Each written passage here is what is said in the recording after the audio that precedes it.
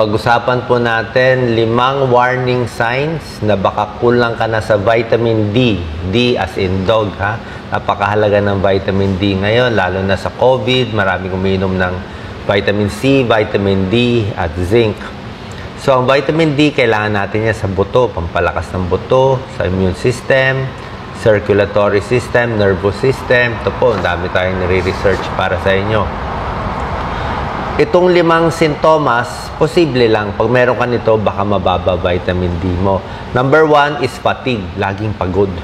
So, laging pagod, mahina, inaantok sa umaga, nakita nila, pag chinek yung dugo, minsan mababa vitamin D. At pag nabigyan nila ng supplement sa vitamin D o tinuruan itong mga pagkain at home remedies pampataas ng vitamin D, nawawala yung pagod nila.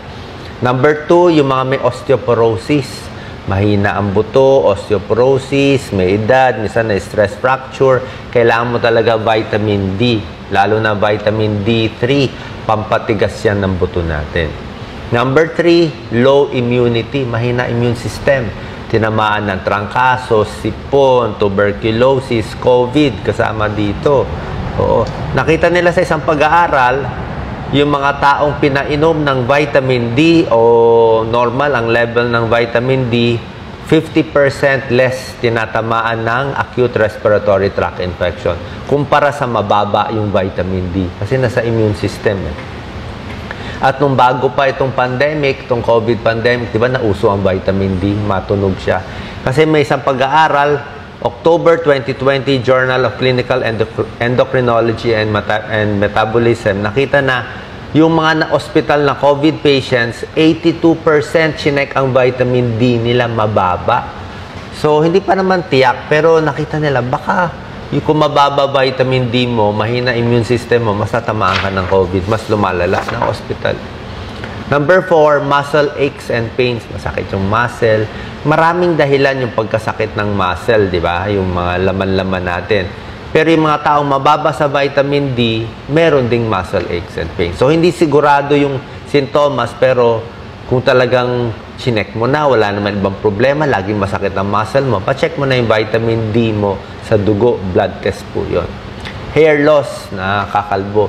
Pag lalaki, dito nakakalbo, ito mataas dito sa side, di ba? Pag babae naman, numinipis ang buhok at dito sa may puyo. Ito yung female pattern of baldness, sa may puyo ang nakakalbo. So, maraming dahilan ba't nakakalbo, baka kulang sa vitamins, isa na yon ang mababa sa vitamin D. Minsan, vitamin D pala ang kulang. Bukod dito sa 5 warning signs, may mga sakit na possibly connected sa vitamin D na kulang. Depression, baka mababa ka sa vitamin D. Dementia, yung ulyanin, laging nakakalimot. Prostate cancer, pati erectile dysfunction. Yung mahina si Manoy. So, 4 home remedies para tumaas ang vitamin D. Number 1, pwede ka na mag-supplement. Pwede ka uminom. Pwedeng 600 IU, international units. Yung iba, 1,000 IU. Maximum, mga 2,000 IU. Depende sa'yo. Ako, iniinom ko, minsan 400 IU lang. Although may binigay sa akin ngayon na vitamin D, 1,000 IU. Oh, pwede na rin sa akin to. 2,000 pala to. 2,000 IU. So, medyo mataas tong isa. So, pwede na po yun. Yan naman ang mga dose na binibigay.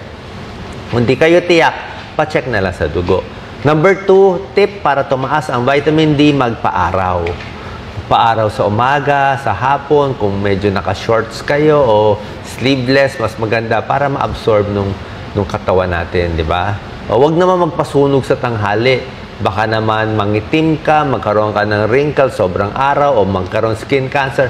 Yung umaga at hapon lang, mga 15 to 30 minutes, pwede na po yun. Number 3, may mga pagkaing mataas sa vitamin D. D as in dog, ha? Bihira lang ito, mga egg yolk, itlog. Sa akin, okay lang naman ang egg yolk. 1 egg in a day, 7 itlog sa isang linggo. Kung nakadalawang itlog kayo ngayon, di bukas, isa na lang.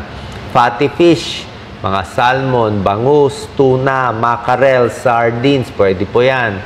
Mushrooms, pwede rin. So, may mga pagkain mataas sa vitamin D. Number 4, merong mga pagkain sa supermarket, yung mga cereals, juice, dinadagdagan na nila ng vitamin D. Sana po nakatulong tong video. God bless po.